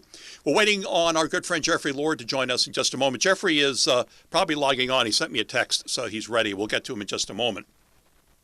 I wanted to comment on something that X-Nuke said, and that was he had heard that John Glasgow had said, and he said that in the Dial Lounge, John Glasgow naivete. John's comment that the U.S. Navy warships in the Middle East are a distraction demonstrates his naivete of the U.S. military. Well, X-Nuke, he didn't say that. He was just restating something that former Secretary Wilkie said. That is just that those warships are just a distraction. It's actually the aircraft, the U.S. Air Force and Navy aircraft that are going to do the damage to Iran if, in fact, President Trump orders that attack. Now, I want to welcome in our good friend Jeffrey Lord, joining us, host of the Word of the Lord podcast. Jeffrey is a contributing writer for Newsbusters and a contributing editor to the American Spectator. His latest in the American Spectator are Democrats on the Trump payroll. The Democrats' State of the Union clown show, and there's a link to Jeffrey's opinion piece in the American Spectator. By the way, last week I donated to the American Spectator, my friends. $10, $20. You can get a myriad of opinions there. It's a great site. It's been around forever, Jeffrey, I think, right? And you know, even if you got $5, $10, whatever you can give them, it helps them to continue. But thanks so much for coming on this morning, Jeffrey, to talk to us. Your thoughts about President Trump's speech, State of the Union, Tuesday night, one that was unlike none before him. I think he hit it out of the park. Do you really? Good. Okay. Yeah, and one of the things that gets my attention, I worked for President Reagan, and in our time, the State of the Union has been around since literally George Washington, when he would write it out, etc. But what's happened slowly but surely is that with the invention of television, these things have become more and more of a television show. Yeah, it's a performance. Yeah, absolutely. And President Reagan, I think, was the first to sort of get that. I was thinking about that this morning, yes. On this one occasion, he was talking about the budget, and he reached inside the podium where he was speaking, and he pulled out the budget, which was something like this. So my hands are far apart here. Yeah. And dropped it very noisily on the podium and said, if you send me one of these again, I won't sign it. Well, everybody, Republicans went nuts and cheered and all that kind of thing. Well, Donald Trump is the second actor, if you will, that we've had in the White House. That's true. And he gets it. The TV star, he gets it, and he knows how to play to the audience that's at home, and he knows full well that he's going to get panned by the liberal media. But back in America, it was a hit, and people really enjoyed watching it. So. Well, let me ask you, and you and I both remember very clearly President Reagan's State of the Union addresses. After the John Hinckley assassination attempt against Reagan, his State of the Union address was delayed until he could return, until he was well enough to give it. And I remember both houses, both Democrats and Republicans standing and cheering this hero who had defeated an assassination attempt. Do you think that the Democrats would stand and cheer Trump if, in fact, he had gone and given the State of the Union message after missing an assassin's bullet in Butler, Pennsylvania? I think not, Jeffrey. Well, I don't know. I think that, these are all politicians. And I think they may have felt, under circumstances like that, like Reagan, they may have felt compelled to do it because their constituents were watching. And but the Democrat Party had conservatives in it at that time. Yes. What did they call them? Boll Weevil Democrats or something like Yes. that? Was that what they called them? Yes, So that's they right. clearly were Reagan supporters. They helped push the Reagan agenda through Congress. Yes, they did. Yes, they did. And he was great with it. I mean, he knew how to play to the audience, and he was very, very good at it. And and he did. He's the president who began the business of having somebody in the gallery, and it came about very poignantly because what was it, Flight 93? I forget what it was, but I think it was an American Airlines flight that took off in winter. And it crashed into that bridge in D.C. and they were rescuing rescuing people. Bridges. Right. And the Potomac runs parallel to the George Washington Parkway. Right. And there was a guy, a federal worker, in the car on the highway when he sees this and sees a woman in particular struggling to get out, and he pulls his car over to the side of the road and run. His name was Lenny Skutnik. And runs and jumps. You remember that, huh? That's pretty good, do. Jeffrey. Lenny Skutnik. Yeah. And he jumps into the water, swims out to the plane, and rescues this woman. Frigid water. It was a Absolutely. nasty winter day that day. It Nasty. was unreal. Yeah. And saves her. Well, Reagan was so impressed about this that he had Lenny Skutnik in the gallery for his State of the Union address. And ever since then, presidents have gotten into the habit of having somebody that they want to call attention to for some reason in the gallery, and there was no exception with this. But, we should have Medal of Honor recipients there. We should have war heroes and Olympic heroes, and it's good for the country. We need these kinds of things today, Yes. Jeffrey. Would you agree? Seeing those in this case, seeing all those USA Olympians, the hockey folks, coming into the gallery and two different staircases, dressed in their jerseys. Man, they managed to get overwhelming applause. Good for them. Jeffrey, I sent you a copy of yesterday's opening monologue in my show about Senator John Fetterman, who is now a traditional Democrat, conscience of the Senate. You're a Pennsylvania resident. You know John Hines. You know a lot of Pennsylvania senators in the past. We didn't expect this. What are people in Pennsylvania saying? I know the Democrats are sharpening, or the Demcoms are sharpening their knives. They want Fetterman out of there. They consider him a traitor. What are people in Pennsylvania saying, Jeffrey? What are you hearing? Well, the thing to remember about Pennsylvania, and I have at this point in my life, having worked for a state Senate Republican leader and then a congressman, United States senator, and then for President Reagan, and have crisscrossed Pennsylvania to fare thee well. Right. And the thing to remember is that this is not California. This is not even Massachusetts or New York. Pennsylvania is more of a centrist state. It has its liberal side, but it also has its conservative side. If you are in Philadelphia and Pittsburgh, it can be pretty left-leaning. If you are between those two cities, in places like where I live, it can be very, very conservative. You go a couple counties over to where I went to college in Lancaster County. I went to Franklin Marshall College, and no kidding, you can drive through Lancaster County and find out that you're getting a little held up because there's somebody in front of you with a horse and buggy. That's right. Done it myself. Yep. Yeah. Absolutely. That is the other Pennsylvania, but he is a traditional.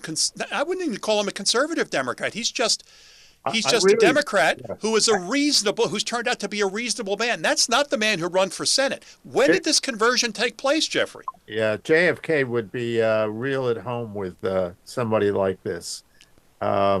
I frankly am surprised because I thought he was going to turn out to be 100% socialist, and that has turned out not to be the case. So, well, let me ask you. One of my producers yesterday asked the question: did the stroke that he suffered have any effect on changing him, or did he actually see what's been going on inside the halls of the Capitol Rotunda and say, "Hey, this is not good for the country"? Well, what do you think?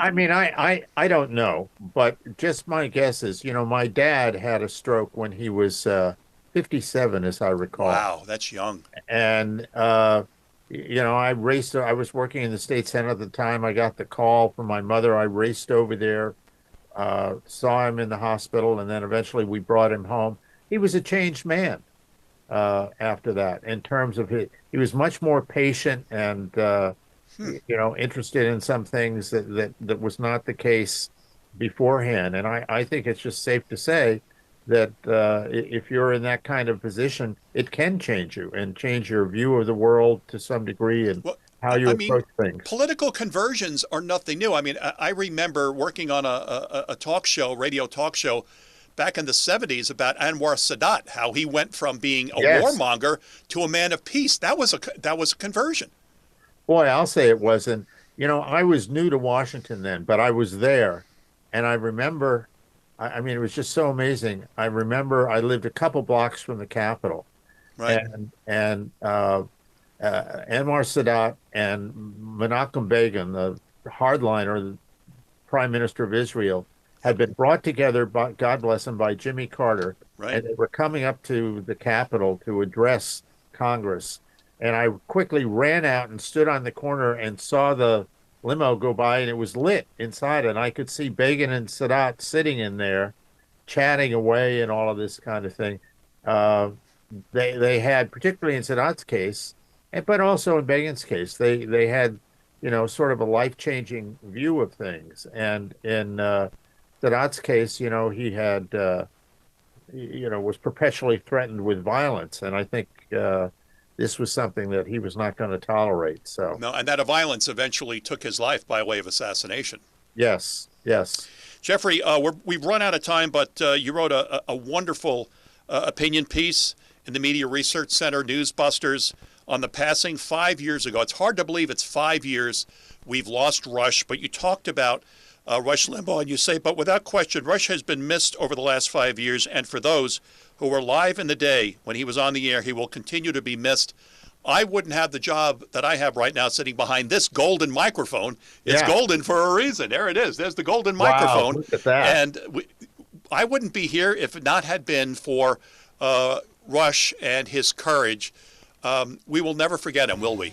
No, he was unique, and he changed the world and left it behind in a better place. No question about it. Jeffrey Lord, my good friend, thank you so much for coming on this morning. You bet. All right, Stay we'll warm. talk to you soon. All right, and we move on, right? Right, exactly.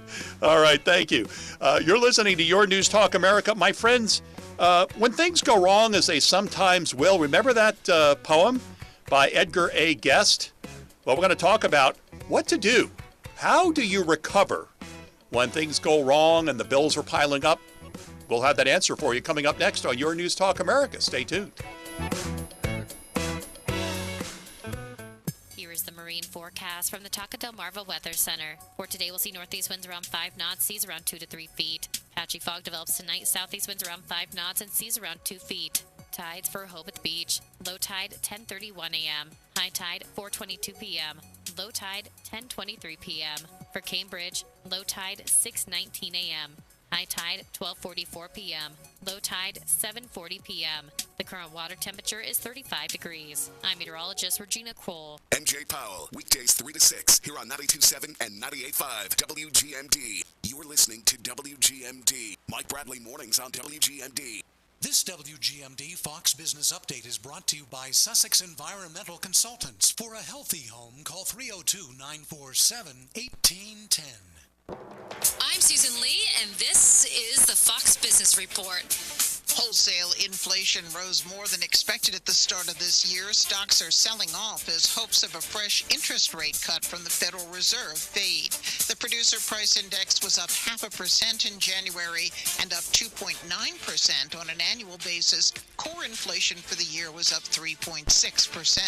However, there are a couple of encouraging reports. Construction spending rose 0.3% in December, the reading better than expected, and Midwest manufacturing improved this month at a faster pace than predicted. The Chicago Purchasing Managers Index rose to a reading of 57.7, up from January.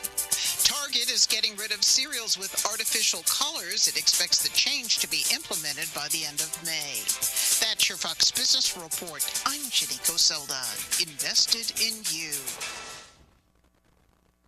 I'm alpine skier Michaela Schifrin. I've won the most World Cup ski races in history. But what does success mean to me? Success means discipline. It's teamwork. It's the drive and passion inside of us, and it's why Stifel is one of the fastest growing global wealth management firms in the country. If you're looking for success, surround yourself with the people who will get you there. If you're an advisor or investor, choose Stifel, where success meets success. Stifel Nicholas and Company Incorporated, member SIPC and NYSE. Past performance is no indication of future results. Investing involves risk. Consult a financial advisor before making any investment decisions. Broadcasting from the Meineke Car Care Center studio. It's your News Talk America on 92.7 WGMD. The Talk of Delmarva.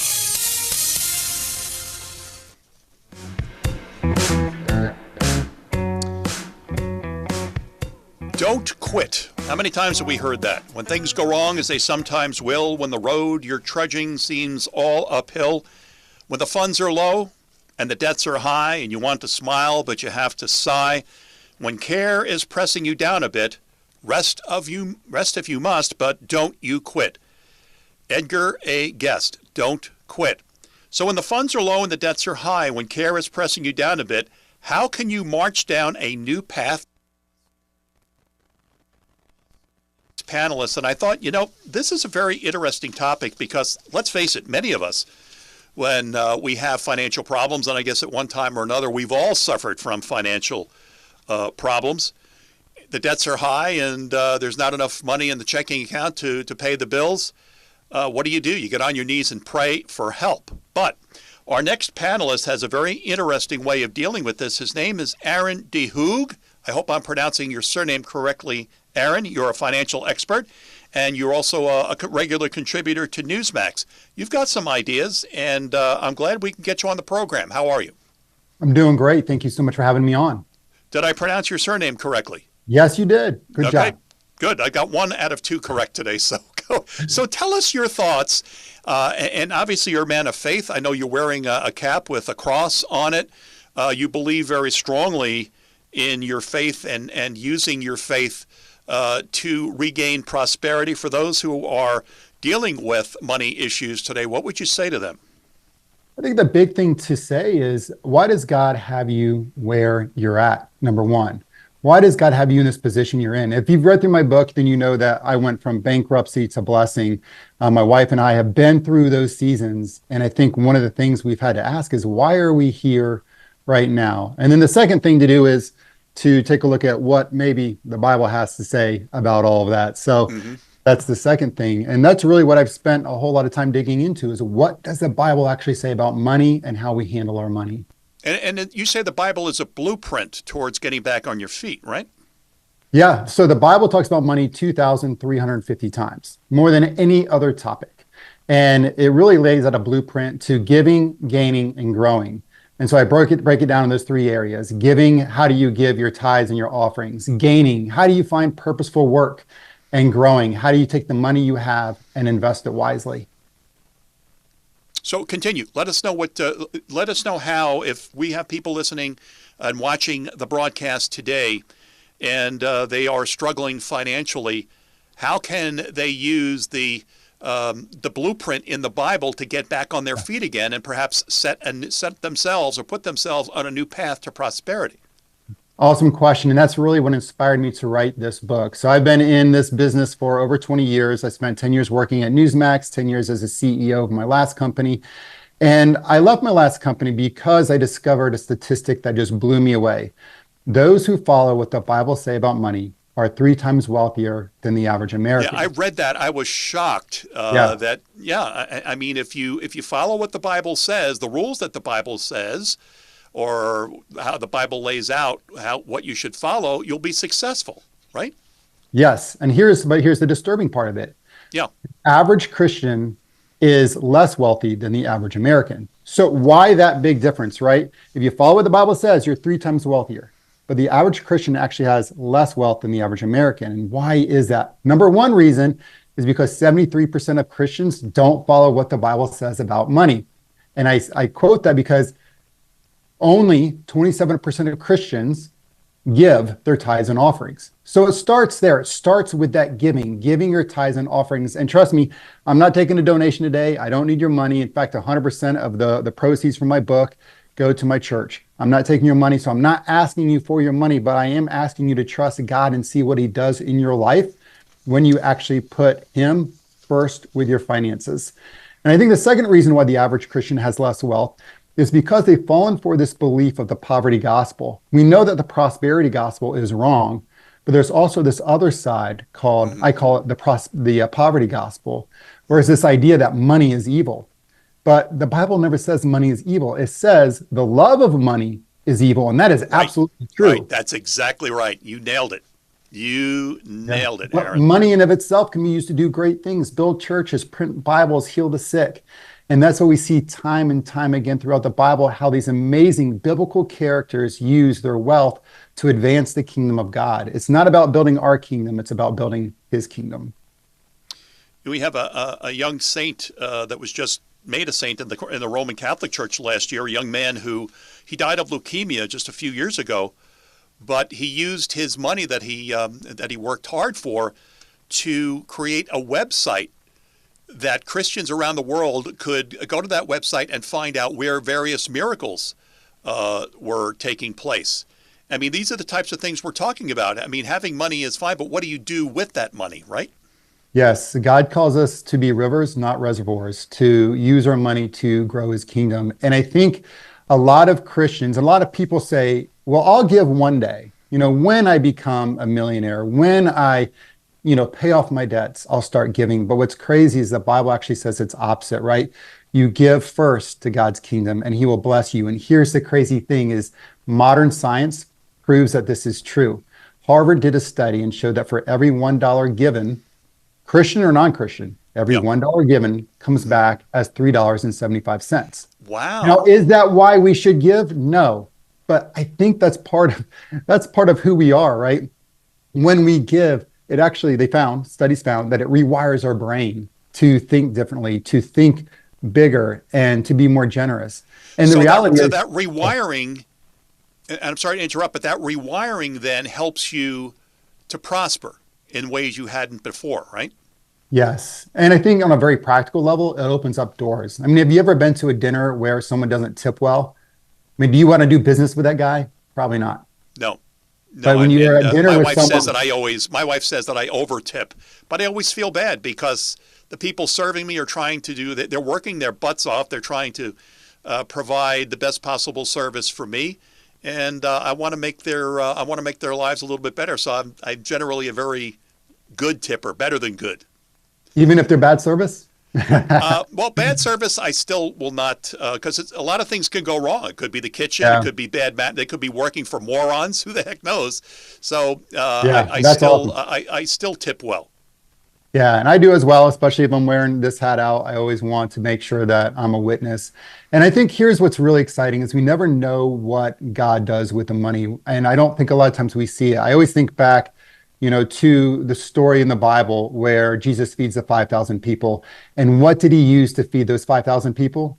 5 loaves of bread and 2 fish, right? Yep. He uses that to feed 5,000 people. Now that boy probably walked up there and said, here's my little bit that I have for you. Yeah, this is all I got. This is it. That's all I got. And I bet there's some people who probably looked on and laughed. Like, how are you going to feed 5,000 people with that? But then God and Jesus did this miracle. And do you recall how much that boy walked away with? 12 baskets. Right. 12 baskets remain. Now, I don't know if he took all 12 baskets with him. He probably, disciples might have had some and others, but they said 12 baskets were left. And so that boy didn't go home hungry. And I think sometimes we're so scared to give to God first, to give to your local church first, because we don't know if God will provide. But are we really going to stay in a church and sing all to you, my blessed Savior, all to you, and all these songs about giving to God, but really hold back on our tithe? You can't praise God like this if you're holding on to your money like this. That's exactly what our producer Vanessa said in our Dial Lounge. She said we need to have an open hand, not a closed fist, clinging to what we have. Vanessa, very well stated. Yes, absolutely. And again, it just goes all throughout the Bible. God says again and again throughout Scripture that when we give, He will bless you in abundance. He says in Malachi 3:10, right?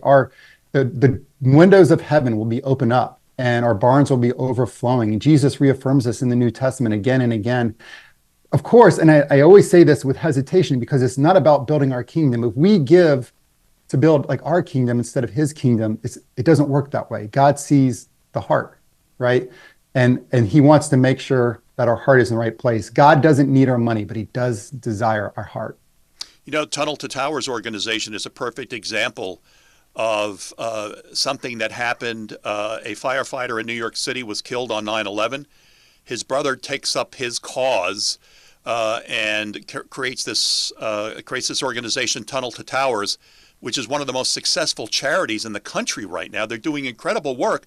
But I heard Frank Siller say in one of the latest commercials that they had for people to donate to Tunnel to Towers was that if his brother had not died on 9/11, Tunnel to Towers would never have existed. Think about that. Yeah. It's amazing what you can do when you take a situation like that and create such a huge organization. So no matter where you're at, think about where you're at and why God has you in that situation and how you can glorify Him through it.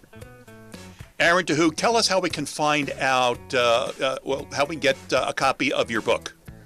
The name of the book is Called to Prosperity, and you can get a copy of it by going to calltoprosperity.com or simply going on Amazon and looking for my name or the name of the book. Called to Prosperity. Aaron DeHoog, financial expert, Newsmax contributor, thank you so much for coming on. You've given us some hope for those who have financial issues, hope to go down a different path to prosperity. Aaron, thank you. Thank you. All right. We'll be talking to you at some point in the future. You're watching Your News Talk America. Salute the troops coming your way in just a moment. Stay with us.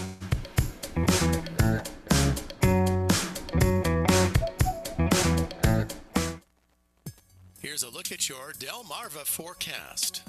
Highs level off around 52 this afternoon under mainly sunny skies. Winds out of the east, 5 to 10 miles per hour. Mainly clear skies again tonight. Lows dip down to about 32. Mainly sunny skies tomorrow, high of 60. Partly cloudy skies Sunday with a high of 53. 37, chance of snow Monday.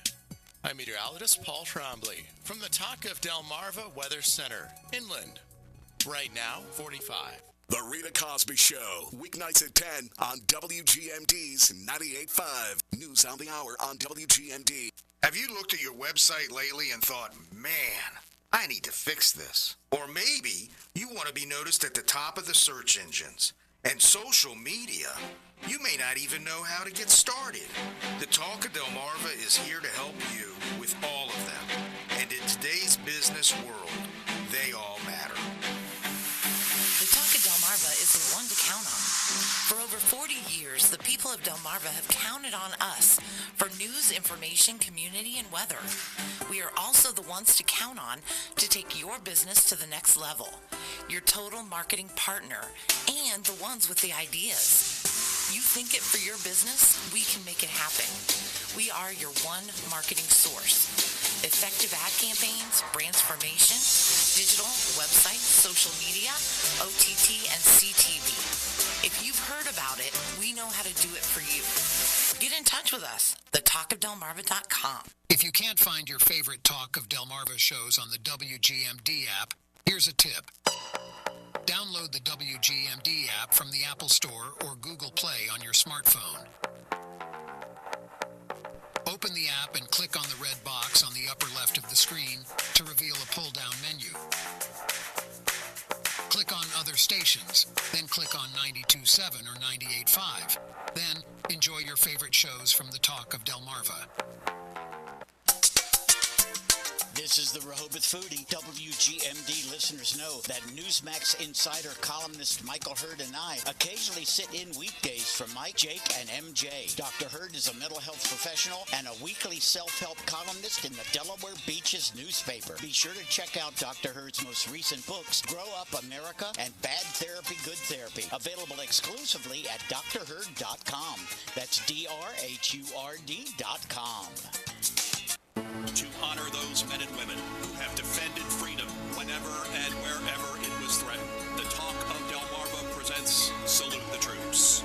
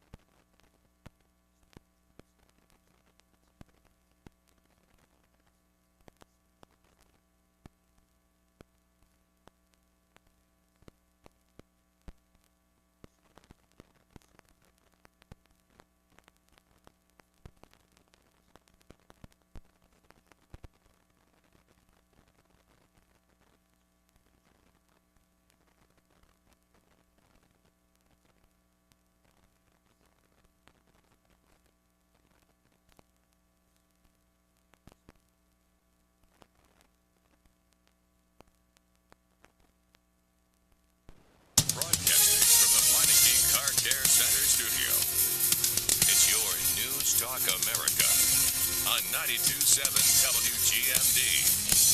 The Talk of Delmarva.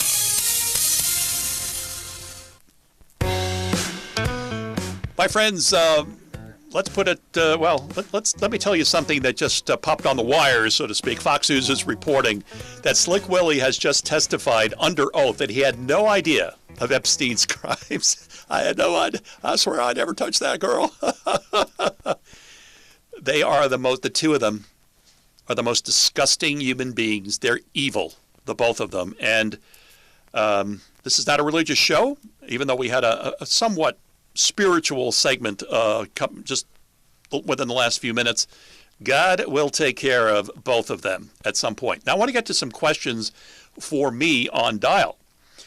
First of all, Jake, what is your beef with the Duffys? They are a good Catholic family. Well, thank you very much, X-Nuke, for pointing out that I sometimes make fun of the Duffys by calling Transportation Secretary Sean Campos Duffy. Just playing around, just joking around. The Duffys are indeed a very nice family. His wife drives me crazy. I can't stand that giggle that she has when she does the morning show on the weekends on Fox. That giggle drives me nuts. However, they are a nice family. I don't think there's any doubt about that. So don't take it personal. If you were offended by that, I don't know what to say. However, Butch, welcome, Butch, to our Dial platform. Butch wants to know if the Chinese economy is in dire straits. Unfortunately, your question was uploaded a little bit too late for me to get to Casey Fleming, but based on what I have been told by Gordon Chang, the Chinese economy is very much in dire straits. But here's the issue, Butch, and I think it's going to get worse. Here in the United States, where we tell the American citizens generally what's happening with the economy, sometimes the numbers are fudged, sometimes they're not. But you may have heard that there are thousands of layoffs going on around this country. Why? Because the economy's in recession? No, because it's transitioning. Our economy is transitioning into a artificial intelligence economy. People are losing their jobs because of it. Same thing's happening in China. People in China are losing their jobs too because the Chinese Communist Party doesn't need to pay them because AI is doing the work, one computer that hundreds of people did before. So China is in dire straits, They're going to be even further in dire straits economically, Butch. So thank you for your question. I hope I answered it properly. So Wolf says in the Dial Lounge, Bill Clinton is lying. His lips are moving. He also says that YouTube has some good videos on the current state of China's economy. Let's get to outstanding show. Looking forward to Monday. Thank you, Wolf. Vanessa, Jake, I like the beard. So great to have you back. Well, I'm not crazy about the beard, Vanessa, but for those of you who are watching and listening perhaps for the first time this week, I was out for 3 weeks because I had a very serious fall on the ice. I sustained a nasty concussion. And because of that concussion, I can't really move my head around a great deal. So I'm not doing a lot of shaving right now. So I've got a beard. Now, how long that beard is going to last, I have no idea. X-Nuke says, we are not going to solve our problems, communist revolution. And he admits that I'm correct, that we are in a communist revolution right now through the ballot box or the courts. Look at New York City, Virginia, New Jersey. I agree with you, X-Nuke. This is not going to be solved at the ballot box. Please go to Join TAB, which stands for Take America Back, and take a look at the website there. X-Nuke says martial law with military tribunals is needed now. If not, we will see civil war. I agree with you, X-Nuke. Everything you said, I am on board 100%. Producer Brian says if we don't see World War III first. Vanessa said we need to have an open hand. Oh, I read that already. Open hand, not a closed fist, clinging to what we have. Producer Brian says, Jake, there are 2 links here to Judge Napolitano's Judging Freedom podcast. They are very interesting to watch. Those are on realnewstalk.com. You can go. Thank you. And I'll let Judge Knapp know that you posted those on there, Brian. Wolf says the Demcom Congressional Clown Show is the key to reviving Ringling Brothers, Barnum Bailey Circus. Well, the fact that Congress, they're high-fiving themselves when they're on opposite sides of the aisle, my friends. Don't trust them. So many of them have sold us out. I want you to remember, you have a voice. Make sure your voice is heard and seen loud and clear. Millie, Triel, you're home. Have a great weekend. See you on Monday. Your News Talk America. 92.7 WGMD Rehoboth Beach and 98.5 WUSX Seaford, the talk of Delmarva.